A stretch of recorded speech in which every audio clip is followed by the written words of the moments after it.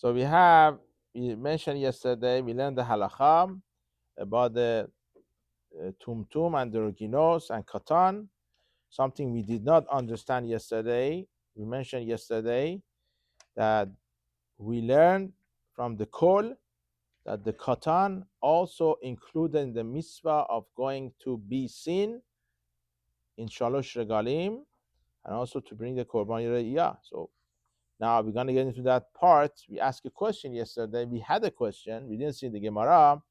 How come it seems from the Mishnah that the katan is patur, exempt? How come we said yesterday he is obligated? So how does it work? How can it be? So that was the question we had. We are holding about Amar Mar. So we said in the Braita, Kol Zechurecha. We said in the Braita, Lerabot Taketani.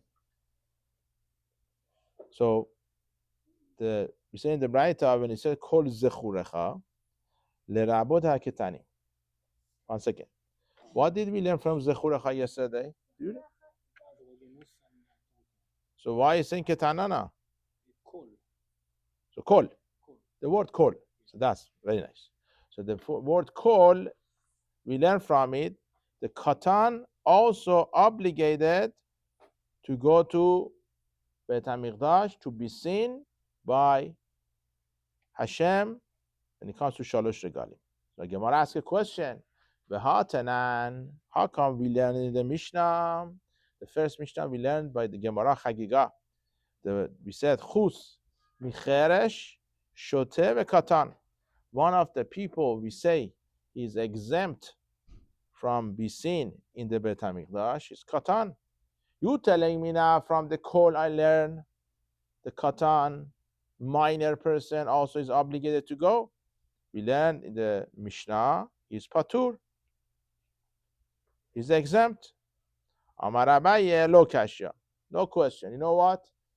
The satira is not a satira. The contradiction is not a contradiction. How can bekatan shegia lechinuch kan bekatan shelo higia bechinuch? You know what? We are talking about the katan who reached the age of chinuch. I'm going to explain what it means. And we have a katan is younger the age of the chinuch. What is chinuch? Chinuch means the age that you are obligated to teach your child the mitzvot. Basically, the way it works is like this. Let's say your son has to get bar mitzvah at 13 years old. Okay? If you want to wait until he gets 13 and do all the mitzvot, it's going to be very hard, too hard to start everything overnight. When he gets to the age of 13, now you have to do all the mitzvot. He doesn't know what to do. So Chachamim told us, you know what to do? Certain age that he understands the mitzvot, you start. You teach him brachot, tefillah, all the mitzvot, the manners, certain age for tefillin, certain age for sisit, all these things, you teach them. By the time they get to the 13 years old, they know the halachot, and they do it. That's from Chachamim. That's called age of chinuch. The age, let's say, it used to be 7, 8 years old. They say these days it's around 5, 6 years old. You start teaching your children to be ready to learn. Teach them Hebrew before, how to read, how to daven, how to keep the mitzvah of the basar v'chalab, when you eat meat, milk, all these things, what you do, what not to do, everything. Very nice. So now, what has to do with us? How does it work out over here? So we're saying over here, what we said in the Mishnah, he is patur, he is exempt, the katani exempt. We are talking about the kid, a child, younger than age of chinuch. 4 years old, 3 years old, 2 years old. What we say over here, a kol comes to include the katan, a minor, that he has to go. We are talking about he already reached the age of the chinuch to go to the Beit HaMikdash. Okay, that's the assumption of the Gemara right now. Don't forget, a lot of times you learn something in Gemara, it's not going to be the maskana. It's not going to be the conclusion. Later on, we're going to go and say something else. Besides, I mention all the time, I just will remind you all the time, whatever we learn in the Gemara, not necessarily it's a halakha. Because when you want to learn the halakha, lema'aseh, what to do, you should do the Gemara, you should do all the Rishonim, all the Mefarashim, all the commentaries, then you go Tur, Bet Yosef, Shulchan Aruch, you find out what's the halakha. So we cannot say this is a halakha or not, but we are learning. Sometimes we mention the halakha too, but over here, so far, we are saying somebody get to the age of the chinuch, he seems obligated from the Torah to go to the Bet HaMikdash. So Gemara asks a question. What are you telling me? We learning from the Torah, the word kol, coming to teach me, the katan, get to the age of the chinuch, he has to go to Bet HaMikdash. Katan she'egia lechinuch derabanan hi. The whole concept of a child gets to age of the chinuch, you have to teach him, is only midarabanan. It's from Chachamim. How can you come apply it to the call in the Torah? That's different things. We don't have such a concept in the Torah, age of chinuch. Nowhere in the Torah says you get to the 5-6 years old, you have to start doing the mitzvot. Okay? But I have to mention, we have the halakha. If you see your son, your child eating something asur, doing something bad against the Torah, you have to stop him. But from the Torah, there is no obligation to teach your children all the mitzvot before age of the bar mitzvah or bat mitzvah. Chachamim made it. So if Chachamim made it for us, Rabbanan, how come you telling me this call of the Torah coming to teach you, if you get to age of the chinuch, you are obligated to go to the Bet HaMikdash to do mitzvah of the re'iyah, to be seen by Hashem. So Gemara says, you know what? In hachinami. You know what? You know what's going on over here? This is what we're saying. Call from the call is not really from Torah.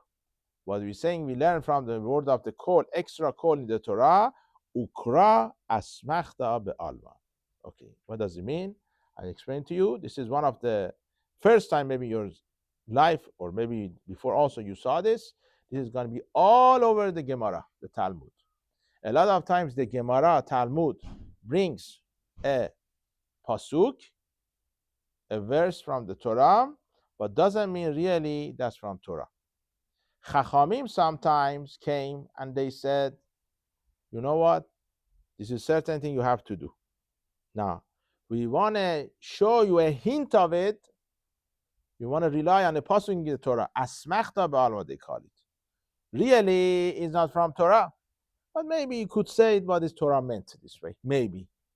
They say, you know what? That's what the Torah meant. So over here also, when the Mishnah says, call, extra call, we use it. We're not saying really from Torah, this child after age of chinuch is obligated to go to Bet HaMikdash. Everything over here is the Rabbanan. So from Chachamim. You can say that Rabbanan learned from this call. This is also like one piece. Learning, I don't know. You have to explain to me, to define to me, what does mean learning? Because learning sometimes means that's what Torah meant.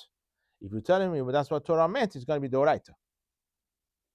So this asmachta means semicha. You leaning it, you put it, you know what? You have something, you could lean on it in the Torah to say, you know, that's what he's talking about. But not necessarily that's going to be in Torah. So basically, of course, maybe we get into it also, how strong it is when Chachamim bring a pasuk from the Torah for their words. It's not like the Chachamim just made something. There's something in Torah about it, but for sure it's not Doraita. For sure it's not min HaTorah that a person who got to age of the chinuch, he's obligated to go to Bet HaMikdash to basically to be seen there and obligated. Now Gemara asks a question. Very nice. Ve'ela kerai lemayata. So one second. So we are not learning this obligation of the child over chinuch from the Torah. So why do you need the pasuk for? Kol zechurecha. You know it from the Chachamim. This pasuk is extra now. What are you going to do with it?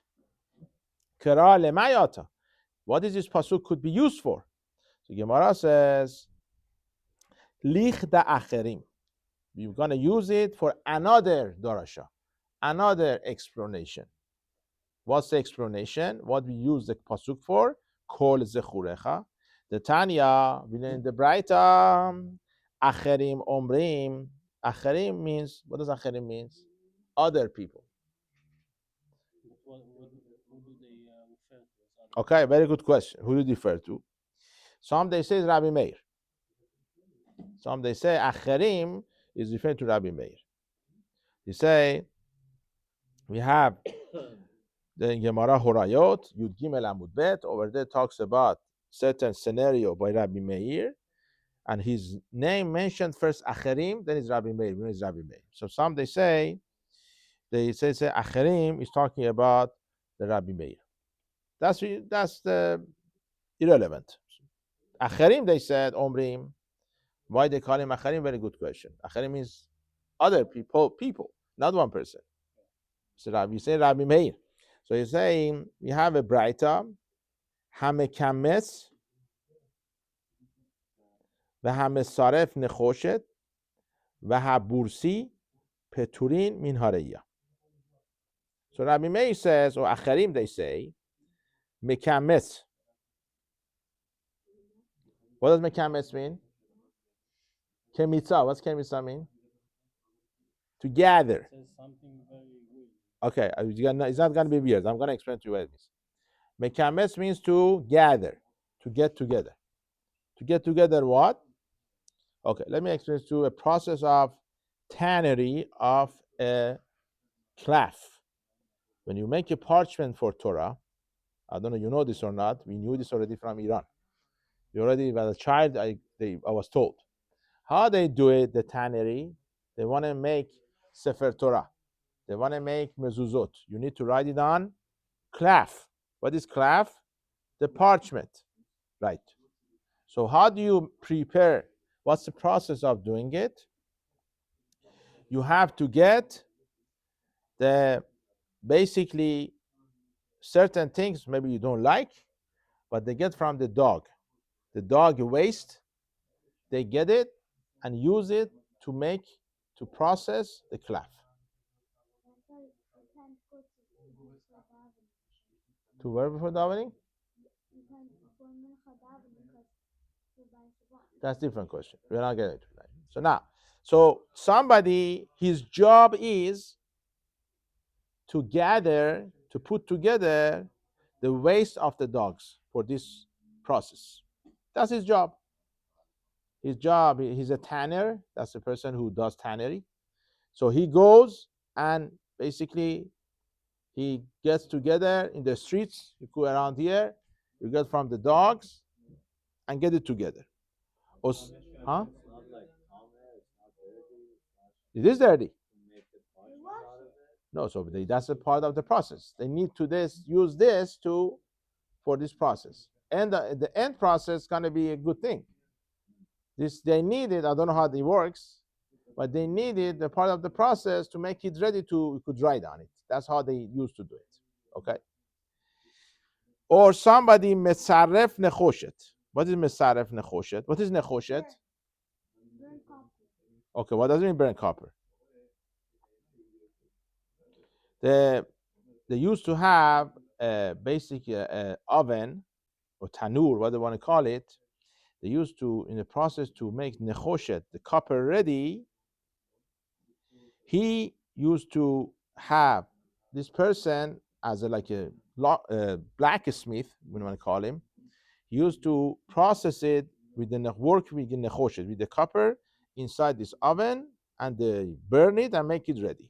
You're going to see how it works. Or the third person, Bursi. Who is Bursi? The tanner. He makes the ore, the leather, the skin of the animal, the one who makes the cloth, the parchment ready. So he does that part. Peturin min hareya. According to Rabbi Meir, all the three people, they're going to be exempt from going to the Beit HaMikdash when it comes to Sharosh Legalim. Why? Why is it? why these people they are exempt, why they don't need to go.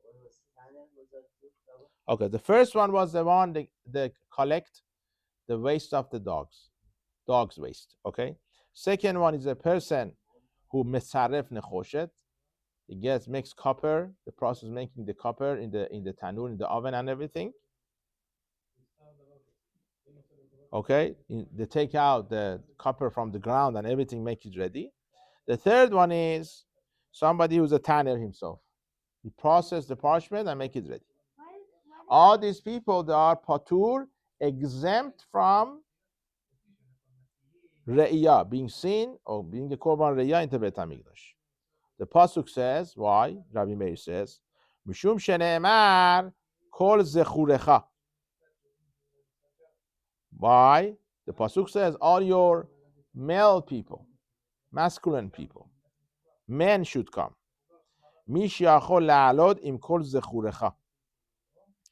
Somebody who could come with your men to Beit HaMikdash. Yas'u, it comes to exclude Elu, these people, the three categories, she'ena re'u la'alot, im kol zechurecha. Because these people very smelly, smell bad. The job they have is very bad job, and they don't smell good. So these people, they don't deserve to go to the Beit HaMikdash.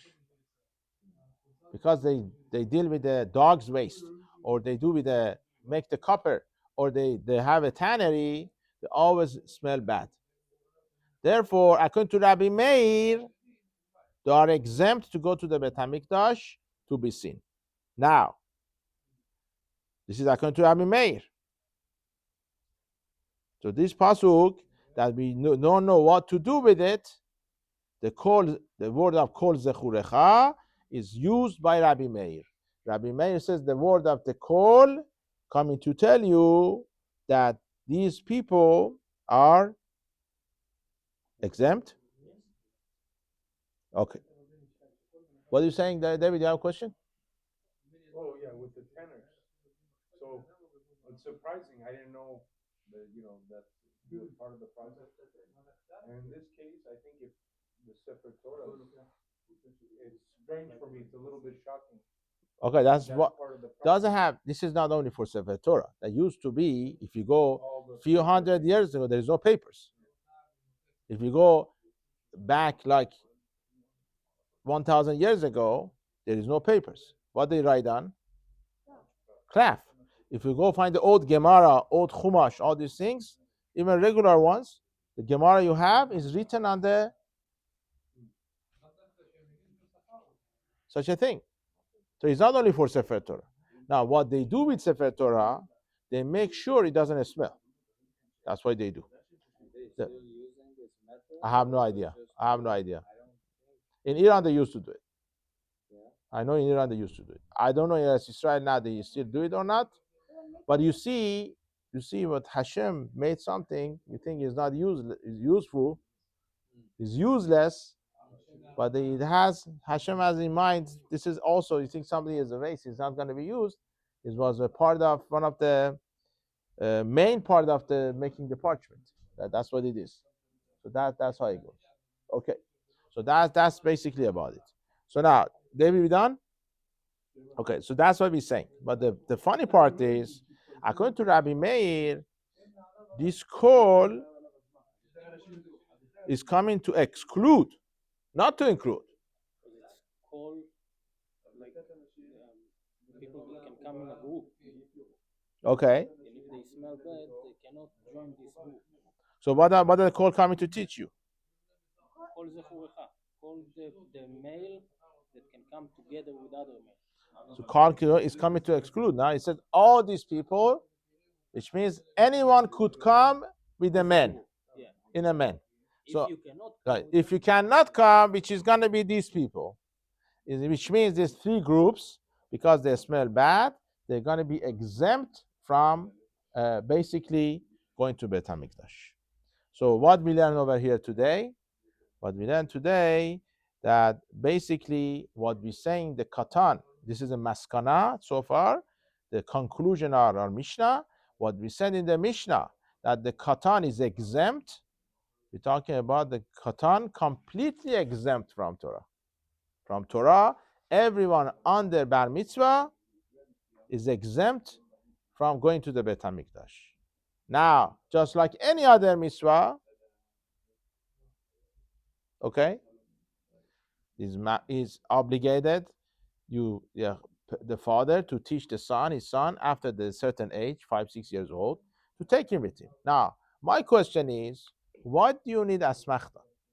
Why do you need this pasuk? Why do you need a pasuk to teach me the father is obligated to do it? We know all the mitzvah the father should do the chinuch. Probably they're gonna ask this question. I don't know. I didn't look up. I didn't go into it, but the question is, any mitzvah we have, any mitzvah, you think about any mitzvah, the father has an obligation to teach them to be ready for it. Don't wait for the bar mitzvah. Even tefillin, a few months before, we start teach the boy, this is how you put it on, how you make a bracha, that's how you do it. That's what